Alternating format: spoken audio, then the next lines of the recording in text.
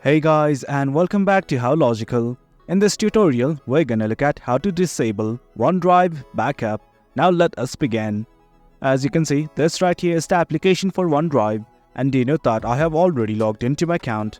If you have not, do it right now. If you don't know how to, we have created a video regarding that, so worry not. Initially, what you guys have to do is simply go to settings. At the top right corner of this application, you will see a gear-like icon that is in fact settings. Click on it right now.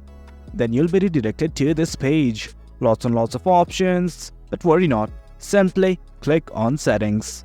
Once you are in the settings page, well, there are lots of options, namely sync and backup, account, notifications and about. Right now, what we want to do is simply try to disable the backup. So that means going to sync and backup. Once you're in this section, the very first thing that you will see is backup important PC folders to OneDrive. And right next to it, there is a button like this that says Manage Backup. Click on it right now. And as you can see, something like this opened up. Now to disable the backup, I just have to turn off these buttons. Do note that when you try to turn it off, something like this will open up asking you two options: Continue Backup or Stop Backup. And right now, we do want to stop the backup, so I'm going to click on Stop Backup.